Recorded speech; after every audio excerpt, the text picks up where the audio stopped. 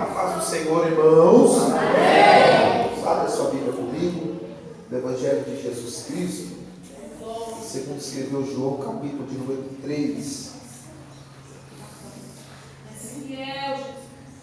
Glória a Deus. Evangelho de Jesus Cristo, segundo escreveu João. Glória a Deus. Capítulo 3, versículo 16. Deus abençoe, pastor. Deus abençoe, em nome de Jesus. Muito obrigado.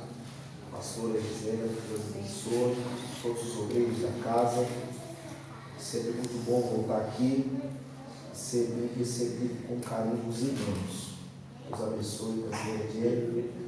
Sempre estamos aí nos encontrando nos altares. Que Deus abençoe.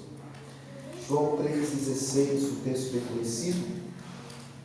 A pastora disse que para nós falarmos um pouquinho do Pai, do Filho e do Espírito Santo, e nós vamos falar um pouquinho do Pai, que Deus já tem falado aqui, confirmando isso. João 3,16 diz assim: porque Deus amou o mundo de tal maneira que deu o seu Filho unigênito, para que todo aquele que nele crê não pereça, mas tenha vida eterna. Porque Deus amou o mundo de tal maneira que deu o seu Filho unigênito, para que todo aquele que nele crê não pereça, mas tenha a vida eterna. Feche os teus olhos e a sua cabeça. Senhor Jesus, nós sentimos aqui a sua presença de uma forma gloriosa. Senhor, e nós temos a plena certeza que o Senhor tem algo ainda a fazer sobre nossas vidas nessa noite. Deus, aqui está a sua palavra. Senhor, que esta palavra venha causar em nós, Senhor, um renovo, um avivamento, e que possamos sair daqui fortalecidos mediante a sua palavra. Senhor, me ajude a transmitir aquilo que o Senhor colocou no meu coração para a sua noiva, pois a noiva não é minha, a noiva é sua. Pai, fala conosco mais uma vez, em nome de Jesus. Amém, igreja? Amém. Glória a Deus. A pastora tinha nos avisado que nós íamos fazer 3 sexta-feiras, só que era para eu estar aqui na sexta-feira passada, mas tive um casamento, eu acabei marcando com a pastora, esqueci do casamento, mas o Senhor nos preparou para estar aqui, e creio que o Senhor vai falar conosco. E a pastora tinha falado que ela queria falar um pouquinho sobre a Trindade. Eu queria iniciar hoje falando um pouquinho sobre a ação de Deus, a ação do Pai para salvar o homem do pecado, da escravidão. Deus tomou uma atitude para salvar o homem da escravidão, que o homem estava sendo acometido. Deus, ele é um Deus pessoal.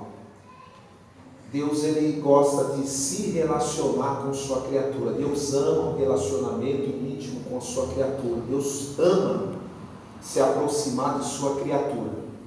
Deus, ele não gosta, ou ele não quer ser somente chamado de Deus. Mas nós vamos encontrar diversos textos na Bíblia comprovando, Deus dizendo, apresentando Deus como Senhor, como Yahvé, apresentando Deus como Pai, apresentando Deus como Esposo, apresentando Deus de várias formas, para nós entendermos o relacionamento e o desejo que Deus tem de se relacionar conosco.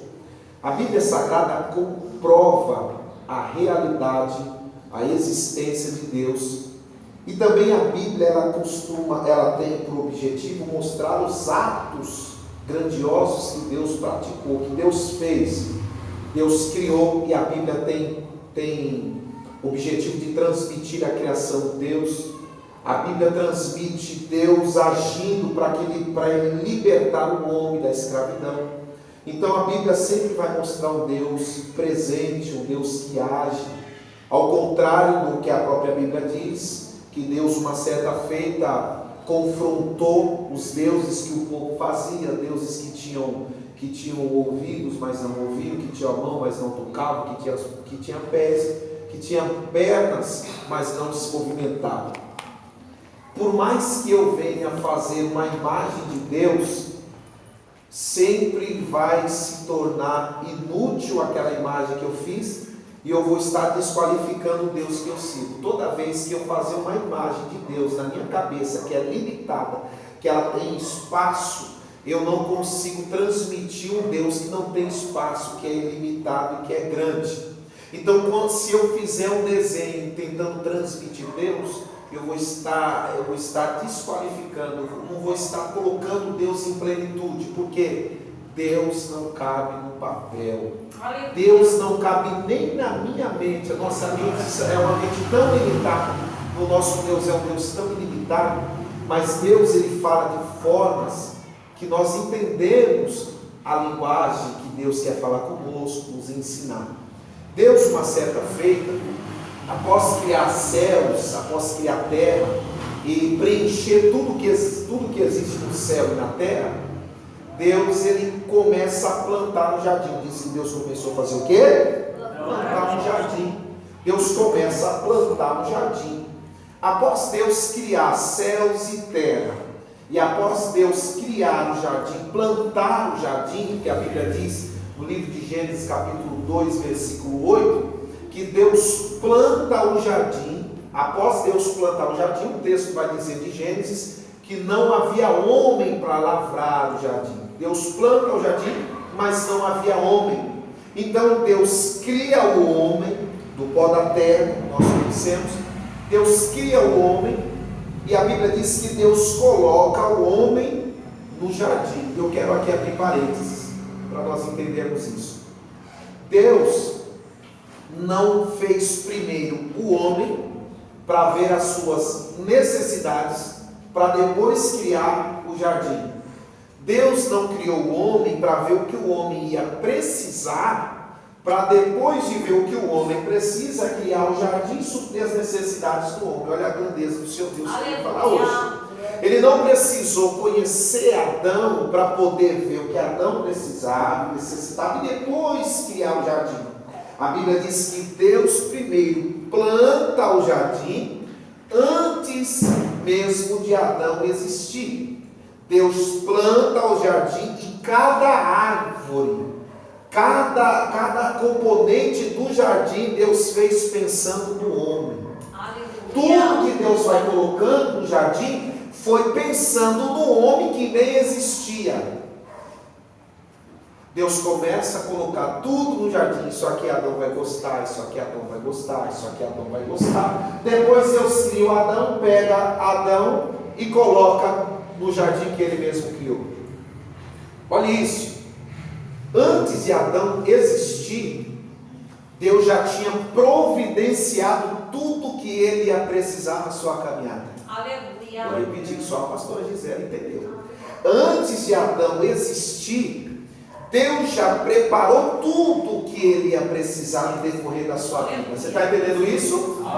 Não, eu vou deixar mais profundo. Antes de Adão dobrar o joelho, porque ele não fazia isso naquela época, mas antes de Adão dobrar o joelho para falar com Deus, porque o próprio Deus descia, antes de Adão pedir alguma coisa para Deus, Deus já tinha pensado em tudo. Vou deixar mais forte isso aqui. Antes de Adão fazer alguma campanha ou propósito para poder receber alguma coisa, antes dele existir, Deus já sabia o que ele ia precisar e Deus já tinha preparado.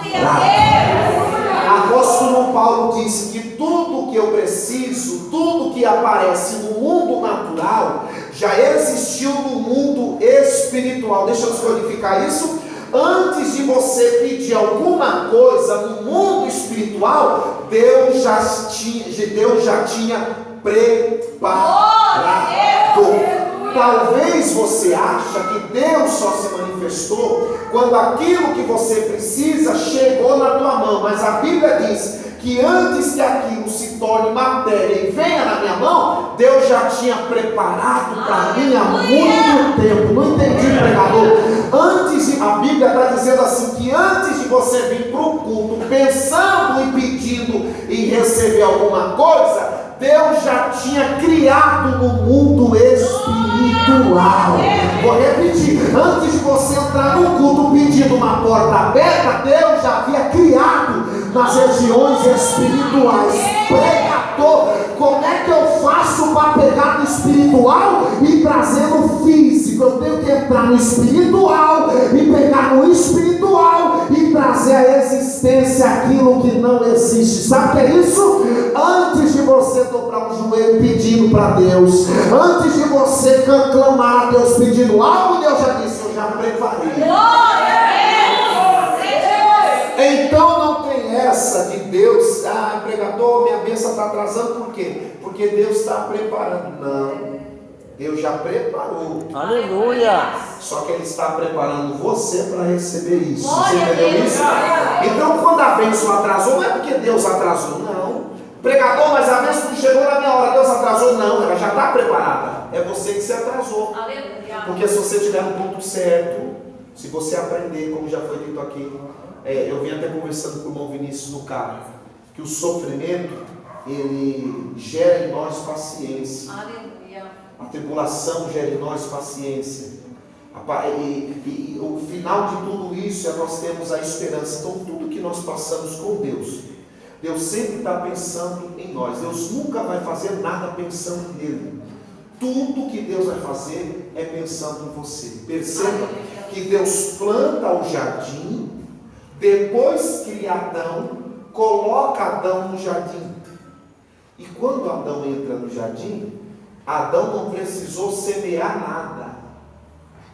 A única coisa que ele tinha que fazer era ir na árvore, pegar do fruto e se alimentar. Quando Deus prepara algo para mim, ele coloca nós em um processo de aprendizado, mas quando chega a hora de Deus cumprir uma promessa na minha vida, eu não preciso fazer nada. Entende o que eu vou te dizer? Deus falou assim para o povo de Israel: vou tirar vocês do Egito e vou levar vocês a uma terra que mana leite e... Só que o povo ficou no Egito 430 anos sofrendo, tomando chicotada.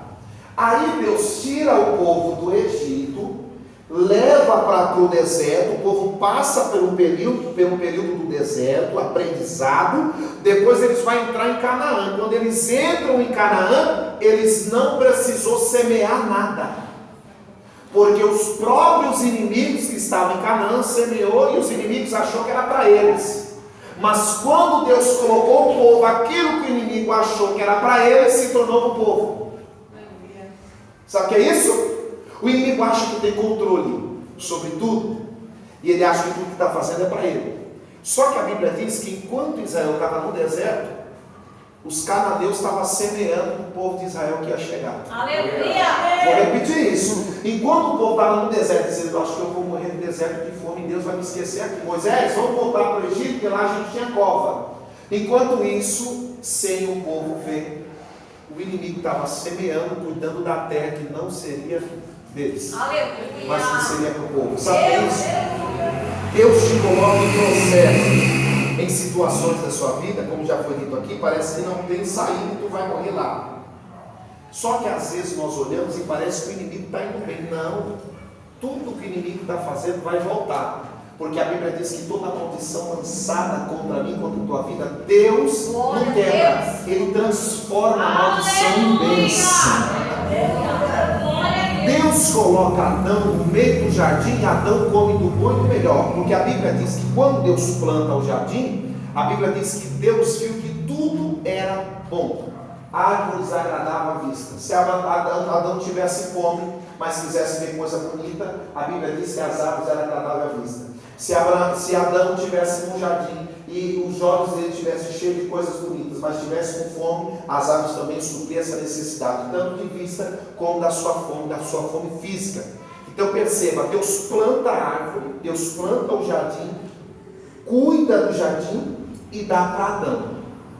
Quando Adão entra no jardim, a Bíblia diz que Deus alertou Adão, dizendo que no meio do jardim, o texto vai dizer, Deus colocou uma árvore que era a árvore da vida e a árvore do conhecimento do bem e do mal. Só que o texto diz que Deus alerta Adão dizendo assim: se você comer do fruto da árvore do conhecimento do bem e do mal, certamente você vai morrer.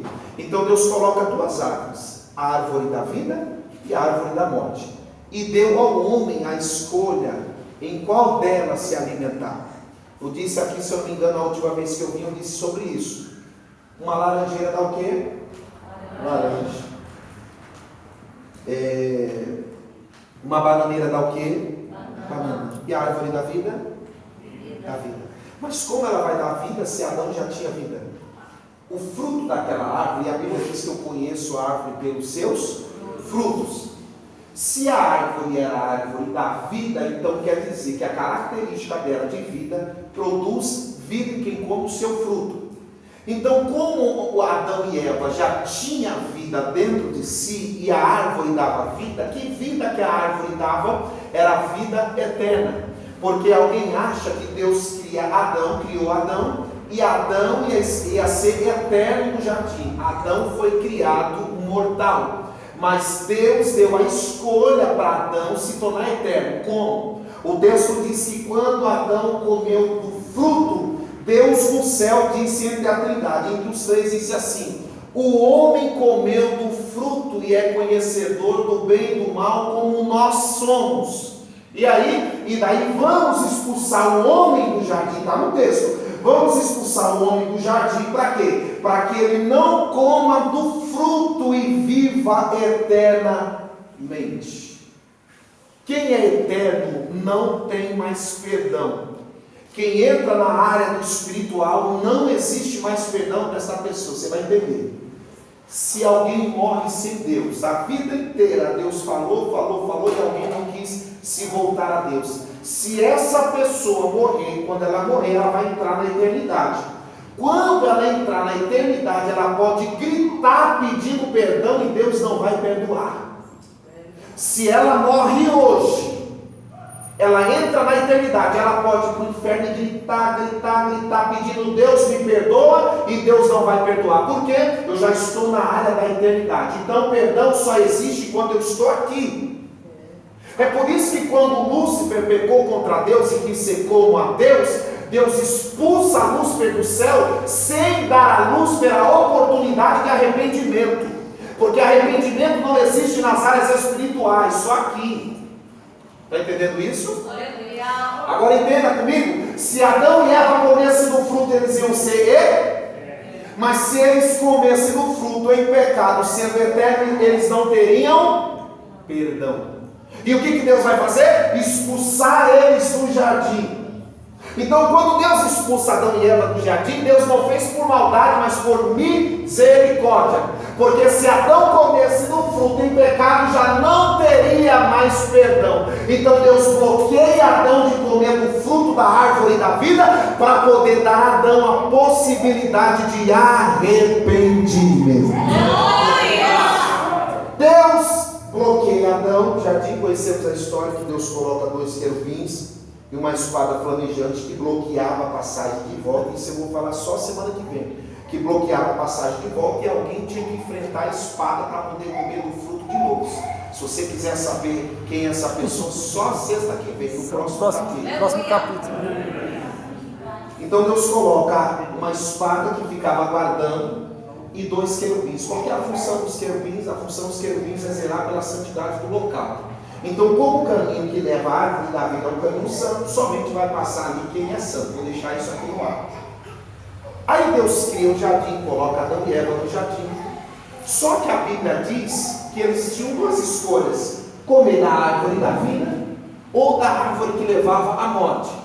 Adão e Eva preferiu comer da árvore que leva à morte. Perceba que o apóstolo Paulo vai dizer que o pior pecado, que às vezes todo mundo critica, todo mundo olha essa situação, ai, eu vou bater na Eva, mas eu vou bater na Eva. Mas olha isso, o apóstolo Paulo disse assim, que o pior pecado não foi de Eva, o pior pecado foi de Adão. E às vezes a gente joga a culpa tudo na coitada da Eva. Só que o apóstolo Paulo disse assim, que o pior pecado não foi dela. Por quê? Porque ela foi enganada. Adão não foi enganado para comer o fruto.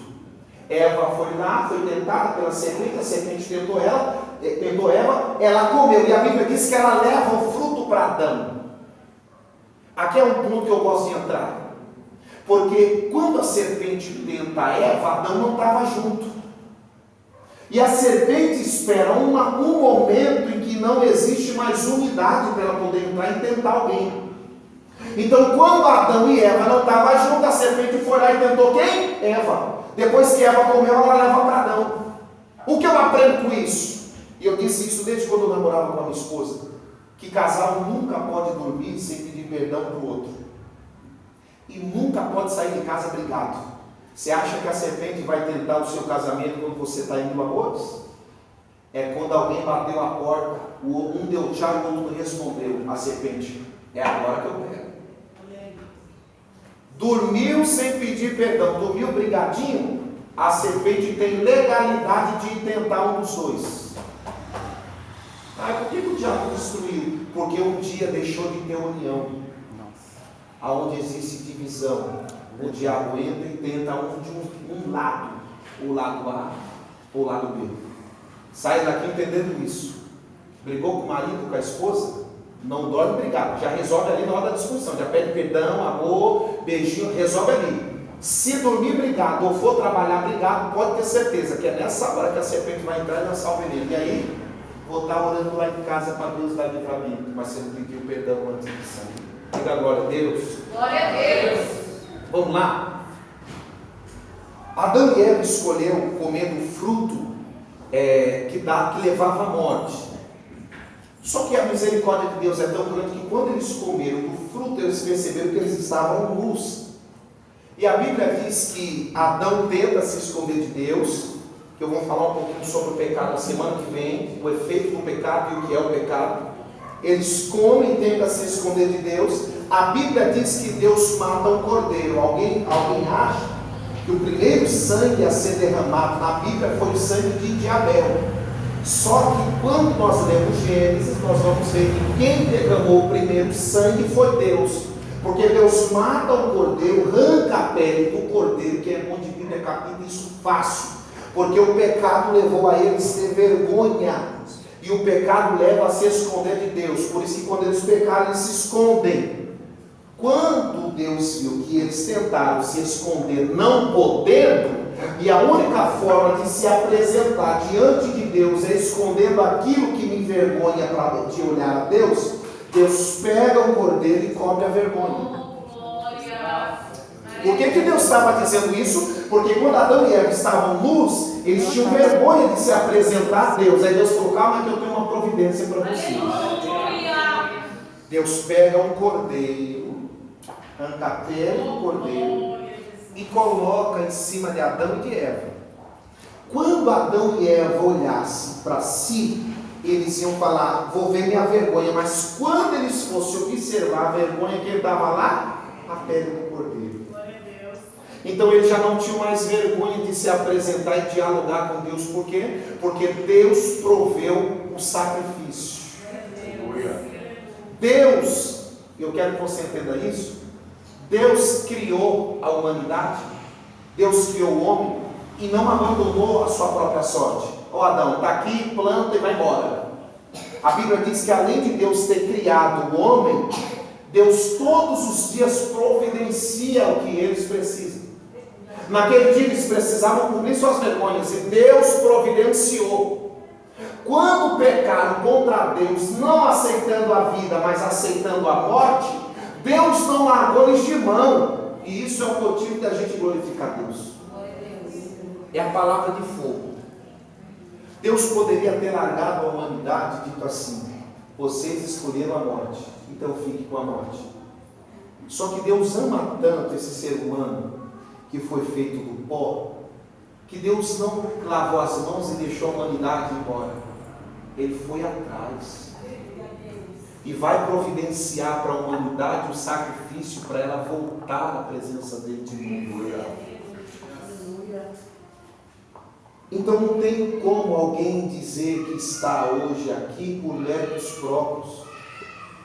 Ai de nós se não fosse a misericórdia de Deus. Deus poderia muito bem largar a humanidade, mas Ele preferiu ir atrás, para dar novamente a possibilidade de vida eterna. Nós lemos o texto que Deus não poupa o seu Filho, e entrega o seu Filho para quem crê no Filho tem a vida eterna. Então quem se aproximar de Cristo, quem comer da carne de Cristo, como Ele mesmo diz, ele vai ter a vida eterna. E quem comia da árvore árvore, do fruto da árvore que estava no meio do jardim, tinha vida eterna. Mas o homem disse: eu não quero vida eterna e quero morte. Aí novamente Deus pegou uma árvore, entenda isso. Só que a árvore não ficou mais no meio do jardim, a árvore ia andando atrás do povo. Você quer comer do meu fruto? Dá vida eterna. Antes a árvore ficava no jardim, Adão tinha que ir lá e pegar. Agora a árvore ia atrás de Adão. Você está entendendo isso? Glória a Deus. Você quer comer e viver eternamente? Deus vai poupar, vai entregar o seu único filho para morrer por pessoas que já estavam perdidas. Uma coisa é eu dar minha vida para alguém que ainda tem esperança. Outra coisa é eu dar a vida por alguém que já está perdido, porque a humanidade estava perdida, escrava. A morte reinava sobre a humanidade. Mas mesmo assim Deus pega o seu filho, e esse filho foi de livre e espontânea vontade. Eu vou falar sobre ele semana que vem. E ele vai entregar o seu filho. Para o quê? Para reatar o relacionamento de novo com a humanidade. Uma coisa, se eu perguntar para qualquer um aqui: você tinha coragem de arrancar o seu coração e dar para o seu filho? Todos os pais e mães iam dizer: eu faço. Mas uma coisa é quando é para o seu filho. Outra coisa é para uma pessoa que não quer você perto dela. Porque quando o homem pecou, ele está dizendo: não quero o Senhor perto de mim. Porque o pecado é isso. Uma coisa é eu dar minha vida pelo meu filho que ficou lá em casa. Outra coisa é eu dar minha vida para alguém que quer me destruir ou que quer acabar comigo. Você está entendendo isso? Que é meu inimigo. Porque a Bíblia diz que quando eu peco, eu me torno inimigo de Deus por causa dos meus pecados. Mas a Bíblia diz que mesmo Deus vendo tudo isso, Deus não deixou a humanidade se perder, mas providenciou para ela o próprio Filho, para que quem cresce no Filho tenha a vida. Aleluia. Eu vim pregar sobre o sacrifício que Deus fez. Semana que vem eu falo sobre o sacrifício de Jesus. Hoje eu quero dizer sobre o sacrifício do Pai. Quem é pai entende muito bem o que eu estou dizendo, quem é mãe entende muito bem o que eu estou dizendo. Nós sempre queremos o melhor para o nosso filho. Quando nós abrimos a Bíblia, em 1 João capítulo 4, versículo 8, vai dizer que Deus é amor. O texto apresenta Deus como um Deus amoroso. Olha isso. Olha como o amor de Deus para com nossas vidas. A Bíblia diz em Deuteronômio capítulo 6, versículo do 6 ao 8, que Deus escolhe Israel não pelo tamanho deles, mas Deus escolhe Israel porque amava. Perceba que o amor de Deus não é como o amor do homem. Deus amava Israel, e ele mesmo diz em Deuteronômio: antes que vocês se tornarem povos, eu amei vocês. E quando eu escolhi vocês, eu não escolhi porque vocês eram a maior das nações, mas é porque você nem nação era, vocês eram um povinho, e mesmo assim eu amei. Então eu escolhi vocês pelo que vocês praticam. Você está entendendo o que eu estou querendo te dizer? Deus não amou você pelo que você tem, Ele já amou você pelo que você é. Você está entendendo isso? Então eu não posso dizer que a obra de Deus na minha vida é por causa de mim. Eu não posso dizer que eu faço isso por causa de... Não, foi Deus que projetou. E Deus me amou antes que eu dissesse a Ele que o amo. Aleluia. Quando eu dizia a Deus eu te odeio, Ele dizia eu te amo. Deus, eu não te quero, mas Ele dizia eu te quero. Então o amor de Deus é um amor que não é um amor interesseiro. Dá para mim o que eu dou para você. Vai lá me adorar hoje, que aí eu vou te dar. Não, porque antes mesmo da gente exercer a obra de Deus, Deus já tinha providenciado tudo que nós iríamos precisar na nossa caminhada. Olha isso, o amor do homem. Enquanto você serve, o homem te ama. Enquanto você está suprindo ou passando as expectativas que o homem tem para a sua vida, ele te ama. Enquanto você está fazendo, você é útil para o homem. Mas a partir do momento que você cai, a partir do momento que você não alcança mais as expectativas e não produz como produzia, o homem deixa de te amar, te descarta e coloca outro no lugar. E Deus, pregador? Se eu pecar hoje, Deus me ama. Glória a Deus. Se eu ganhar 10 almas para Ele amanhã, Ele me ama. Se eu não ganhar, Ele me ama. O amor de Deus não é um amor interesseiro e está preocupado com o que você tem. Deus te ama pelo que você é. Aleluia. Enquanto você está produzindo, e às vezes o problema de nós evangélicos, de nós crentes, é que enquanto alguém está fazendo, para nós é útil. Mas se acontecer daquela pessoa um dia tropeçar, nós somos o primeiro a jogar terra no caixão. Ouvi um pregador uma vez, ele disse assim, que nós somos o único exército que mata os seus próprios soldados. Todos os exércitos do mundo se preocupam com os seus soldados, mas a igreja, nós, somos o único exército que mata os seus próprios soldados. Nós só damos crédito quando alguém está em pé, quando aquela oração daquela pessoa ainda é forte. Mas o dia que aquela pessoa passar por uma tribulação tão grande, e aquela pessoa entrar num culto tão cabisbaixo, nós vamos julgar, vamos dizer que aquela pessoa caiu, que ela está pecado, que não vai ser julgado. Só que Deus, independente de tudo, Deus nos ama. Aleluia. Às vezes nós dizemos assim, eu não posso ir para o culto porque eu pequei de manhã. Mas independente do pecado, o amor do Senhor continua o mesmo. E Deus não entregou o Filho dele em vão. Deus entregou o Filho dele para que ele tenha e volte até aquele relacionamento com você de novo. Deus deseja de nós aquele relacionamento que nós temos com um amigo.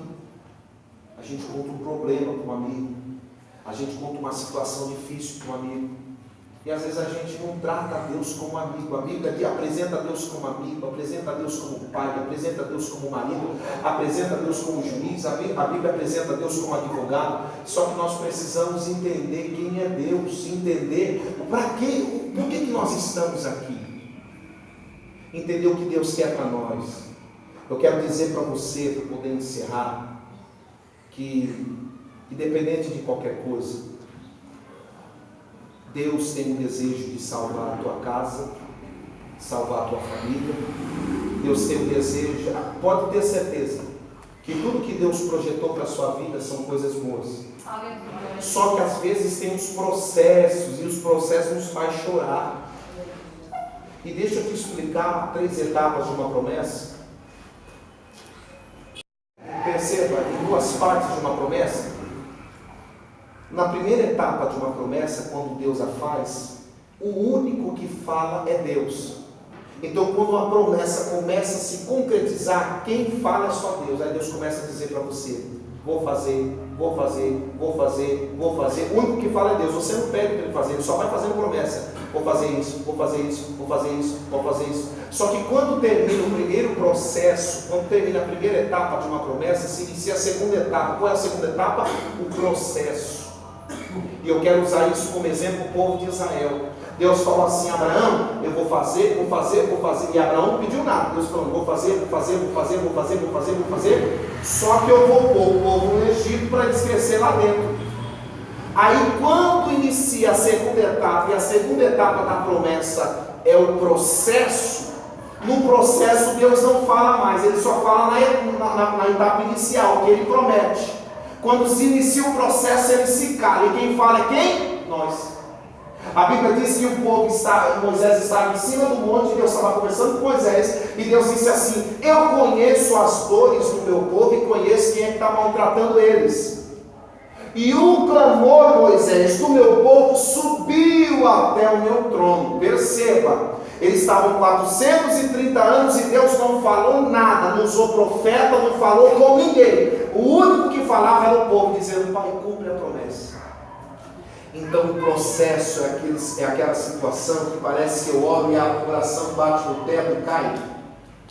O processo é quando eu entro no culto e falo: Deus, usa a vida de ciclano para revelar a minha. Aí o ciclano vem e fala assim: ô fulano, levanta. Aí você fala: eu não, eu de trás. Processo é o momento que Deus não fala, mas eu aprendi algo dentro do processo, que não é porque Deus não se manifestou providenciando no natural, que Deus está de braços cruzados sem trabalhar. Por mais que a situação esteja difícil e você não ouça a voz de Deus no meio da situação, e você talvez está cansando de clamar, Deus está dizendo: eu estou trabalhando. Aleluia. Quando termina a etapa de processo, entra a terceira etapa, a etapa da conclusão da promessa. E quando se inicia a terceira etapa da promessa, que é a conclusão, Deus desce, como ele disse: Moisés, eu desço do trono porque o clamor subiu. O clamor sobe e eu desço. E aí que hoje eu desci para livrar o meu povo da mão dos egípcios que estão o oprimindo. Entenda isso? Quando se inicia o processo de conclusão da promessa, além de Deus falar, ele desce e cumpre o que ele prometeu no início. O que Deus projetou para a sua vida são coisas boas. Só que às vezes nós escolhemos o caminho ruim, mas Deus trouxe eu e você aqui, dizendo: por mais que eu e você dizemos não a Deus, Ele sempre está dizendo: sim, eu te aceito, vem. Por mais que nós dizemos: Deus, não quero isso, Deus sempre tem preparado o melhor para mim e para a sua vida. Eu quero dizer para você que talvez você sirva a Deus e talvez você não vai andar de carro importado e não vai ter uma casa grande. Talvez pode ser que isso não aconteça, mas o maior presente que Ele nos providenciou é a vida eterna. Talvez você não vai ter uma melhor roupa, um melhor calçado, mas eu quero dizer para você que o maior presente Ele já nos deu é a vida eterna. E para quem acredita nisso, para quem tem fé e sabe que está servindo a Deus com pureza de coração, eu quero dizer essa notícia que vai alegrar o meu e o seu coração: Jesus está voltando.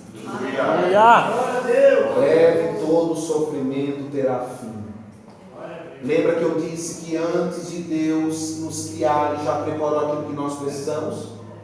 Lá atrás, Jesus, quando pregava, disse assim: ó, na casa de meu pai há muitas. Sabe o que Jesus estava dizendo? Que a minha e a tua morada já estava preparada. Sabe, entenda isso. A Bíblia diz que a nossa morada já está preparada. E Deus preparou a nossa morada pensando no Rafael. Essa daqui é do Rafael, essa casa aqui é do Rafael. Imagine um pai e uma mãe que moram em uma cidade e o filho mora em outra. O pai e a mãe compram uma casa e começam a colocar do bom e do melhor para o seu filho. Seu filho vai voltar e eu vou preparar uma boa casa para ele e para a esposa. Imagine isso. A mãe preparando uma boa casa. Às vezes o filho sai, a mãe quer preparar uma boa comida para agradar o filho. Imagine isso, a mãe lá preparando o melhor para o filho. Só que no meio do caminho houve um acidente na estrada e o filho morreu. Agora imagine Deus, que preparou a minha e a sua casa. E eu tenho certeza que Deus não quer ouvir uma notícia que alguém se perdeu no meio do caminho. O desejo do pai é ver o filho morar naquilo que o pai preparou para ele. A palavra de fogo, de avivamento que eu vim pregar hoje para você, eu quero dizer para você que o que Deus preparou para você, o dinheiro não pode comprar, a fama não pode comprar, nada na terra tem poder para comprar o que Deus guardou para você, que é a vida. Eu não sei se tem pessoas que estão afastadas hoje dos caminhos do Senhor, mas eu quero dizer que Deus amou o mundo. E perceba, quando a Bíblia diz que Deus ama o mundo, Deus está amando aquilo que ninguém quer amar. Quando a Bíblia diz que Deus ama o mundo, e olha isso, a Bíblia diz no Antigo Testamento que Deus ama Israel, e através de Israel, Deus vai abençoar as outras nações, só que agora a linguagem muda, e o amor de Deus no Novo Testamento vai se tornar mais intenso, porque antes ele só amava Israel, entenda isso, ele amava todos, mas ele se pronunciou dizendo que amava a Israel. Só que agora no Novo Testamento vai dizer o texto que ele ama o mundo. Aleluia. Quando ele diz que ama o mundo, ele está dizendo: todos têm a possibilidade de arrependimento e comer do fruto novamente da árvore da vida e viver eternamente. Eu costumo dizer que esse corpo aqui é como se fosse um carro, que se não tiver um motorista ele não sai do lugar. Esse corpo é como se fosse um carro, e a alma que está dentro de você é o motorista. O espírito que está dentro de você é o motorista. O mais importante é o motorista, não o carro. Entenda isso. Um dia esse corpo vai voltar para o pó, como a própria Bíblia diz. Só que Deus, através da morte de Cristo, eu vou falar semana que vem, Deus vai dar ao homem a esperança de uma manhã melhor através da ressurreição do nosso corpo. Jesus está voltando. Vocês viram na televisão que Jerusalém foi reconhecida como capital de Israel? Isso foi profetizado por Miqueias. E se você pegar, se não me falha a memória, acho que é Miqueias 4, eu não me lembro muito bem, melhor nem falar, semana que vem eu falo. Se você pegar a nova tradução dos dias de hoje, o próprio texto diz que Deus vai trazer Israel de novo, trazer os judeus de Israel, colocar dentro de Israel novamente, e Deus vai levantar Jerusalém como capital. Tudo que nós estamos vivendo é a prova do arrebatamento da igreja. Eu não sei se você está afastado do caminho do Senhor, ou talvez você estava aqui pensando: Rafael vai trazer uma mensagem de fogo, eu vou dar um pulo aqui hoje, eu vou dar lugar para o guerreiro. Só que eu quero dizer para você que Deus abriu mão do próprio Filho para nos dar vida eterna e reatar uma aliança que havia sido quebrada. Se coloque de pé em nome de Jesus junto comigo. Glória a Deus. Glória a Deus.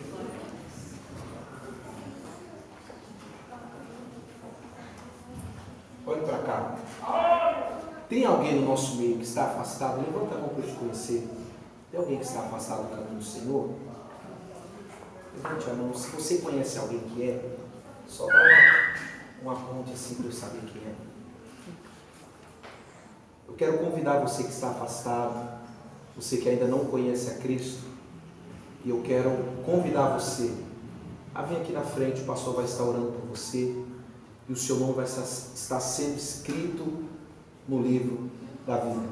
Alguém diz assim, esses dias mesmo eu encontrei uma pessoa, e ela disse, eu falei: por que você não aceitou Jesus hoje? Ah não, porque eu já tenho Jesus no meu coração, não preciso, já reconciliei dentro de mim. Só que a Bíblia diz que eu devo confessar que eu aceito a Cristo perante testemunhas. Tudo que deve ser feito é perante testemunhas. Olha isso. Se eu pegar um texto da Bíblia, na Bíblia e pregar sobre este texto, e este texto não tiver outro igual que comprova, ou seja, a testemunha daquele texto que eu peguei, ele vai se tornar heresia. Então heresia se torna quando um texto que eu pego para pregar não existe em outro lugar na Bíblia para comprovar aquilo que eu estou dizendo. Tudo precisa de testemunhas. Eu quero saber se tem alguém hoje que quer entregar a sua vida para Jesus. Você já viu como funciona o seguro de um carro? A seguradora diz assim: vou fazer isso, vou fazer isso, vou fazer isso, mas você precisa fazer a sua parte. O homem imprime o contrato e ele diz assim: assina aqui. A partir da sua assinatura, a partir da hora que você assinar, todo esse seguro vai cobrir tudo do seu carro. Assim é na nossa vida. Deus prometeu fazer tudo isso, mas precisa da nossa assinatura. Ele já assinou a parte dele, que foi o sangue. Ele agora precisa da sua assinatura. Tem alguém que quer assinar esse contrato e entregar a sua vida para Deus cuidar hoje? Tem alguém? Quem vai cantar? Pode cantar em nome de Jesus. Vem aqui na frente. Queremos orar pela sua vida. A Bíblia diz que cabe ao homem morrer uma vez só, e após isso se dará o juízo. Deus quer dar a possibilidade de você se arrepender. Todos nós se arrependemos diariamente, mas hoje Deus está te dando mais uma oportunidade de entregar a sua vida para Ele, Ele cuidar da sua vida e escrever o seu nome no livro da vida. Tem alguém no nosso meio que quer aceitar Jesus? Não tem? Um aplauso em nome do Senhor Jesus bem forte.